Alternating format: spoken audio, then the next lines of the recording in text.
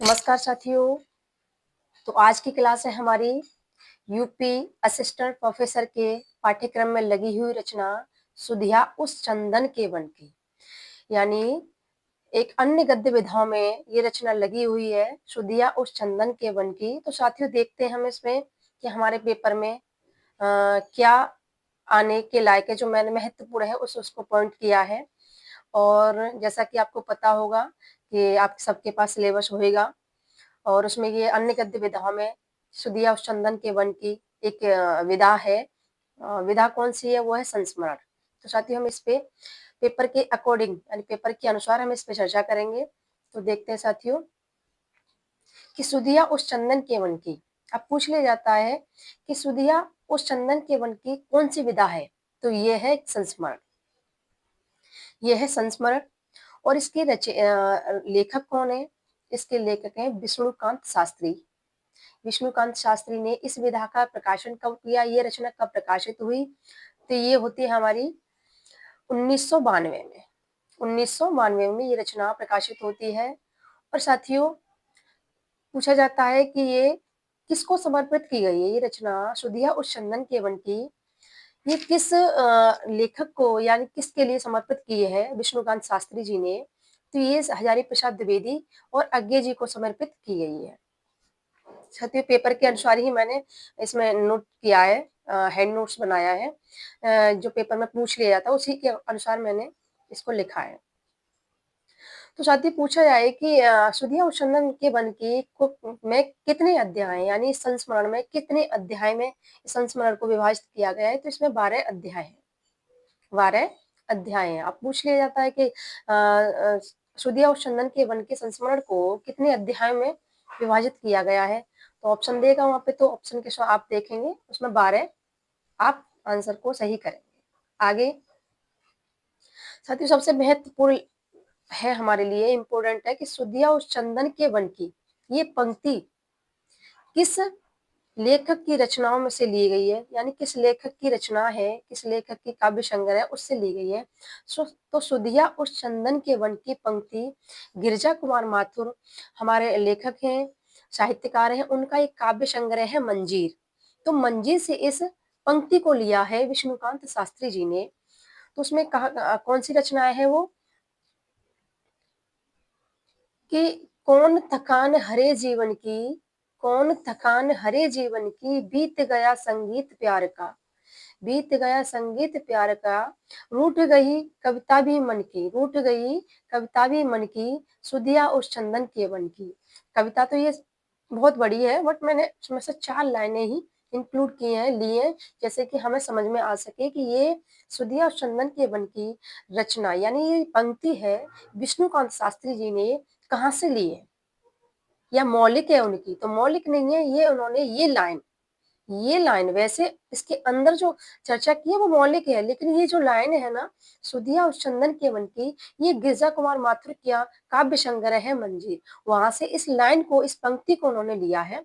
और ये रचना इसी प्रकार है कि कौन थकान हरे जीवन की, बीत गया संगीत प्यार का, रूठ गई कविता भी मन की, सुधिया उस चंदन के वन की। अच्छा अब आते हैं हम साथी कि अध्याय सूची, यानी ये 12 अध्याय में विभाजित की है। तो इन अध्याय में से आपसे पूछ लिया जा सकता है कि किस अध्याय को किसके लिए रखा गया है, यानी किस अध्याय में किस साहित्यकार की चर्चा है ना। तो ये चीज है, अब इसको देखेंगे हम विस्तृत रूप से। अध्याय सूची 12, पहला अध्याय रखा है, ये हमको याद रखने पड़ेंगे। पहला अध्याय किसके लिए समर्पित है, दूसरा अध्याय किसके लिए, तीसरा किसके लिए लिखा गया है, चौथा किसके लिए, हमें इसके अनुसार हमें ये याद रखने, क्योंकि यहाँ से जरूर पूछा जाएगा। तो पहला अध्याय श्रद्धा और विवेक की ज्योति वाहे, श्रद्धा और विवेक की ज्योति वाहे। तो ये किसके लिए समर्पित है ये अध्याय? स्वामी अखंडानंद सरस्वती जी के लिए, स्वामी अखंडानंद सरस्वती के लिए। दूसरा अध्याय खंड खंड फिर भी अखंड, ये भी स्वामी अखंडानंद सरस्वती के लिए है। दीप बुझ गया शिखर है अमर है, दीप बुझ गया शिखा अमर है, दीप बुझ गया शिखा अमर है, ये किसके लिए है साथियों? ये महादेवी वर्मा जी के लिए है। आगे है आलोक हुआ अपनापन, ऐसे पूछा जाएगा कि आलोक हुआ अपनापन किस संस्मरण की रचना है ना, या किस रचना में से ये पंक्ति ली गई है ना। तो हमें ये चीज याद रखनी है कि आलोक हुआ अपनापन, तो ये किसके लिए है, अज्ञेय के लिए, अज्ञेय के लिए। फूलों की पहचान सरस सुवास केवल, ये बहुत महत्वपूर्ण है साथियों। एक ही दीप बुझ गया शिखर शिखा अमर है, और फूलों की पहचान सरस सुवास केवल, ये किसके लिए, हजारी प्रसाद द्विवेदी के लिए। मैंने शॉर्ट में लिखा है एचपीडी, यानी हजारी प्रसाद द्विवेदी, सबको परिचित है एचपीडी नाम से। HPD, MPD, MPD Mahavir Prasad Dwivedi, HPD Hazari Prasad Dwivedi. ये 5 हो गए हमारे। अब आते छठे पे। छठा अध्याय उन्होंने किसको समर्पित किया है कि पास रहते हुए भी दूर मेरे पिता, पास रहते हुए भी दूर मेरे पिता। तो ये गांधी नरोत्तम स्वामी, ये विष्णुकांत स्वामी, विष्णुकांत शास्त्री जी के पिता हैं, पंडित गांधी नरोत्तम स्वामी।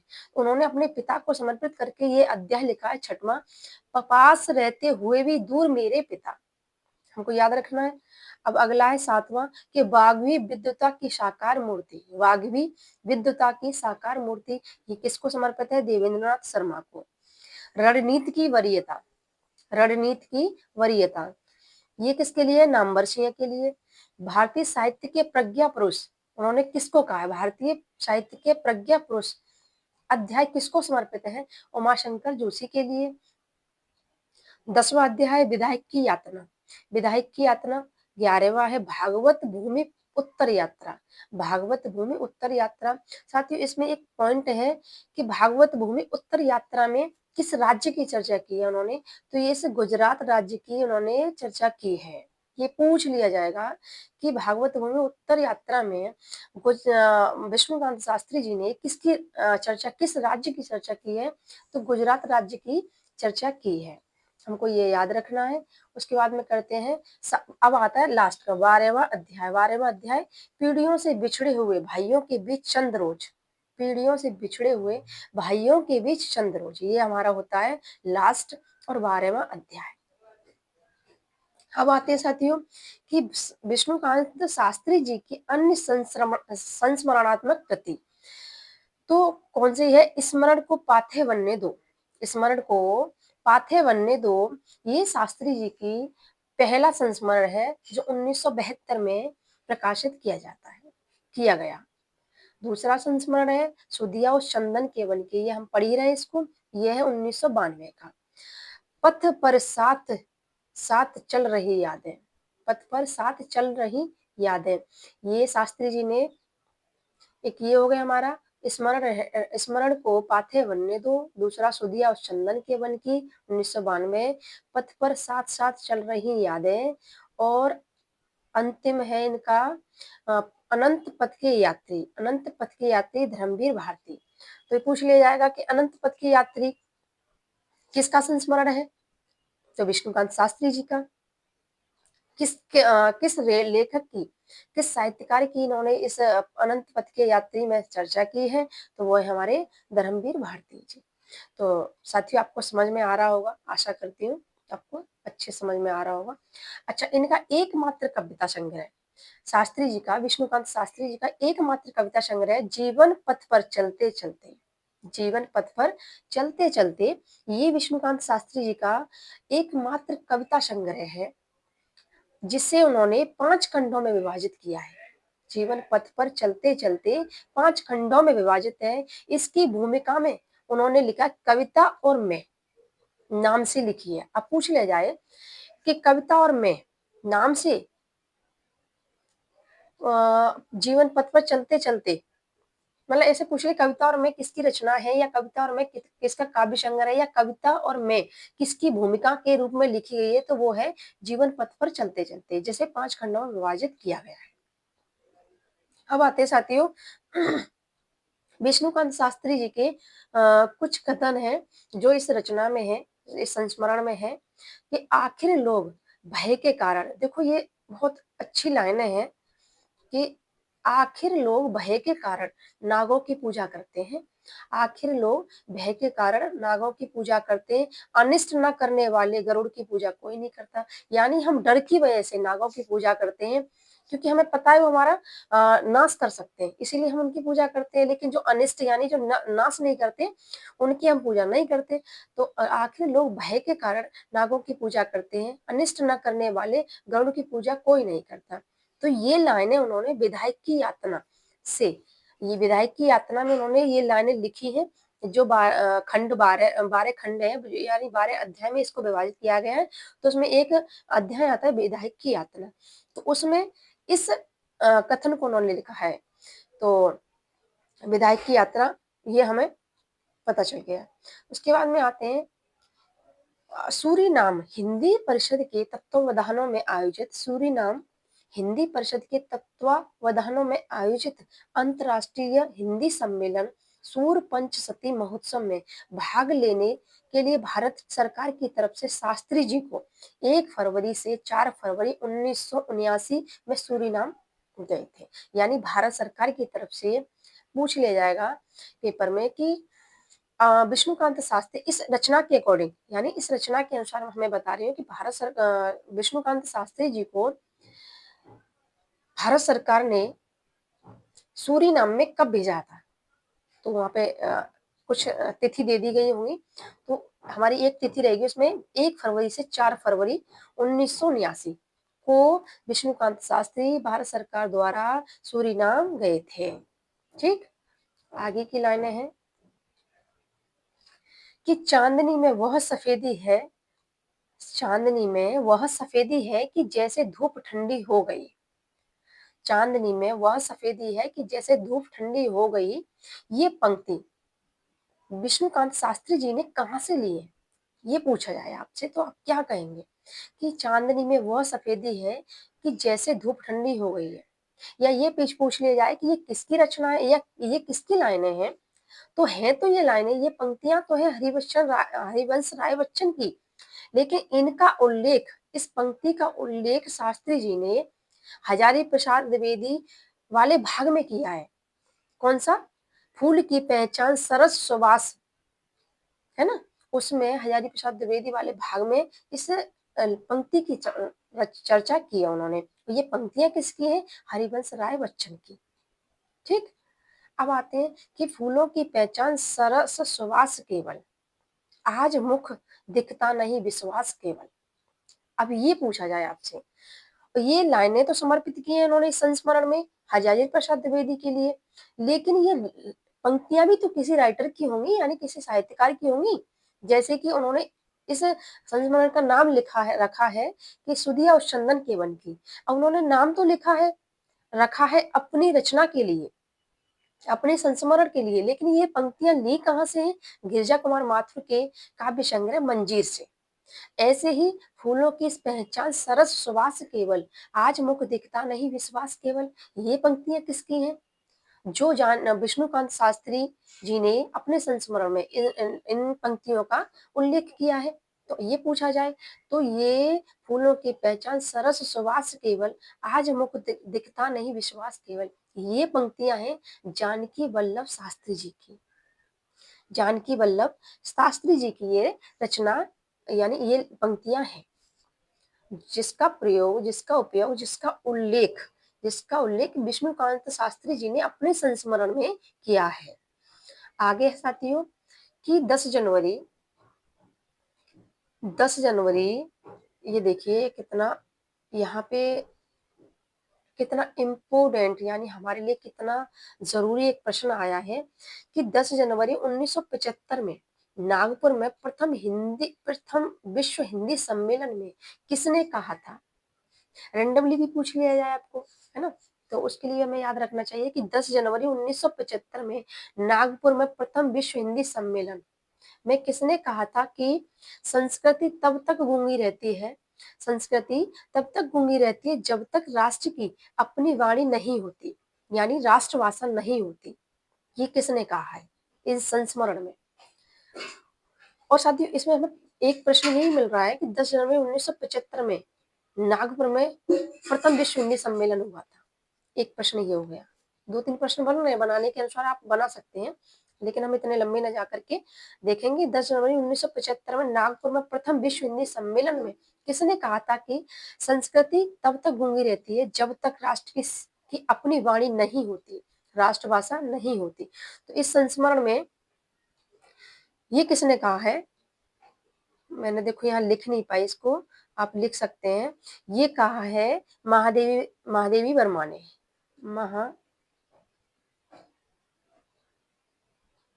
महादेवी वर्मा ने ये कहा है ना। तो आगे देखते हैं साथियों। अब इस संस्मरण के आधार पर तुलसीदास ने संत और सज्जनों को किसके सदृश कहा है? इस संस्मरण के आधार पर तुलसीदास ने संतों और सज्जनों को किसके सदृश कहा है? तो चंदन तरु के सदृश कहा है। चंदन तरु के सदृश कहा है। ये हमारा इसका आंसर हो जाएगा कि इस संस्मरण में के आधार पर तुलसीदास ने संत और सज्जनों को किसके सदृश कहा है? तो चंदन तरु के सदृश कहा है। ठीक, अब आगे चलते हैं। बस यही है लास्ट कि पद्माकर की पंक्तियां। इस संस्मरण में पद्माकर की पंक्तियों की भी चर्चा हुई है। तो वो कैसे, कहाँ पर की गई है वो मैं आपको बताती हूँ कि पद्माकर की पंक्तियां हैं। कहे पद्माकर, कहे पद्माकर सुगंध की तरंग, जैसे पायो सत्संग फेर, पायो कहाँ रहे हो। इन पंक्तियों की चर्चा विष्णुकांत शास्त्री जी ने कहाँ पर की है? इस संस्मरण में कहाँ पर की है ना। इसको हम कई प्रकार से प्रश्न बना सकते हैं।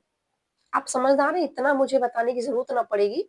मैं आपको पेपर के अनुसार ही इसमें मैंने हैंड नोट्स तैयार किया, फिर आपके सामने इसको रखा है कि पद्माकर की पंक्तियां का प्रयोग, यानी पद्माकर की पंक्तियों का उल्लेख विष्णुकांत शास्त्री जी ने कहाँ पर किया है, या इन पंक्तियों को रख दिया जाए, फिर पूछा जाए कि इनकी चर्चा विष्णुकांत शास्त्री जी ने कहाँ की है या किसकी पंक्तियां हैं, किसी भी तरीके से आपसे पूछ लिया जाएगा तो हमें उन पंक्तियों से परिचित हो जाना है कि कौन सी पंक्तियों को कहाँ पर रखा गया है। कि पद्माकर की पंक्तियां हैं, कहे पद्माकर सुगंध की, कहे पद्माकर सुगंध की तरंग, जैसो पायो सत्संग फेर, पायो कहाँ रहे हो।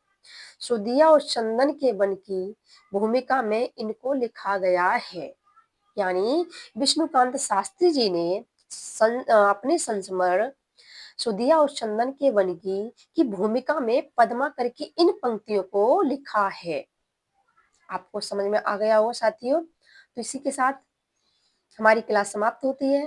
आगे आगे आपको किस रचना पर क्लास चाहिए वो आप मुझे बता सकते हैं, और चैनल को सब्सक्राइब कर लीजिए, लाइक शेयर कमेंट कीजिए, और मुझे बताइए कुछ कौन सी रचना पर आपको क्लास चाहिए। जीके जीएस पे भी मैं क्लास लेके आऊंगी। देखो पॉलिटी के नोट्स तैयार कर रही हूँ। पॉलिटी की मैं एक क्लास, शायद एक लंबी क्लास ले दूंगी, तो जिससे कि आपको पेपर के अनुसार, क्योंकि हमारे यूपी जीडीसी, जीआईसी और यूपी असिस्टेंट प्रोफेसर सब में 30-40 प्रश्न जीएस के आने आने हैं, तो हमें उसको भी तैयार करना है। सब्जेक्ट के साथ साथ हमें, अपने विषय के साथ साथ हमें जीके जीएस की भी पूरी तैयारी करनी है। तो साथियों मैं उस पर भी क्लास लेके आऊंगी, और आप मुझे बताना आपको किस टॉपिक पे चर्चा चाहिए। जीके जीएस में ज्योग्राफी पे लेके आऊं, या फिर पॉलिटी पे लेके आऊं, या हिस्ट्री पे लेके आऊं, या यूपी स्पेशल पे लेके आऊं, आप जैसा मुझे बताएंगे मैं वैसे ही लेके आऊंगी क्लास को। और रचनाओं पे तो हमारी क्लास रोजाना आएगी रोज, रचनाओं पर तो आनी आनी है रोजाना, और जीके जीएस की भी मैं एक क्लास रोजाना डालूंगी। तो आप मुझे, मेरा हौसला भी बढ़ाएं, मुझे बताएं, और कहीं कमी आपको नजर आ रही हो आप उसको भी मुझे बता सकते हैं। और आपको आ गई होगी ये रचना समझ में कि सुदिया और चंदन के वन की एक संस्मरण है, विष्णुकांत शास्त्री का संस्मरण है। इसका प्रकाशन 1992 में हुआ। और ये सुदिया और चंदन के वन की पंक्तियां ये कहाँ से ली गई हैं? तो विजय कुमार माथुर के काव्य संग्रह मंजीर से ली गई हैं। ये रचना किसको समर्पित है? हजारी प्रसाद द्विवेदी और अज्ञे जी को समर्पित है। इसको 12 भागों में, 12 अध्यायों में विभाजित किया गया। 12 अध्याय मैंने आपको बताई दिए कि श्रद्धा और विवेक की ज्योतिवाही स्वामी अखंडानंद सरस्वती के लिए, खंड खंड फिर भी अखंड स्वामी अखंडानंद सरस्वती जी के लिए, दीप बुझ गया शिखा हमारे महादेव वर्मा के लिए, आलोक हुआ अपनापन अज्ञे के लिए, फूल की पहचान सरस सुहास केवल हजारी प्रसाद द्विवेदी के लिए, पास रहते हुए दूर मेरे पिता पंडित गांधी नरोत्तम स्वामी, वाक्य विविधता की साकार मूर्ति देवेंद्रनाथ शर्मा, रणनीति की वरीयता नामवर सिंह, भारतीय साहित्य के प्रज्ञा पुरुष उमाशंकर जोशी, विधायक की यातना, भागवत भूमि उत्तर यात्रा में किस राज्य की चर्चा की गई है? गुजरात की। पीढ़ियों से बिछड़े हुए भाइयों के बीच चंद्रभुज। ये हमारे साथियों, ये हमारी क्लास हो जाती है आज की। साथ ही इसी के साथ सभी को मेरा प्रणाम और मुझे बताएं, मेरा हौसला बढ़ाएं, चैनल को सब्सक्राइब कीजिए, लाइक शेयर कमेंट कीजिए और मुझे बताइए आगे आपको किस टॉपिक पे चर्चा वो क्लास चाहिए। धन्यवाद।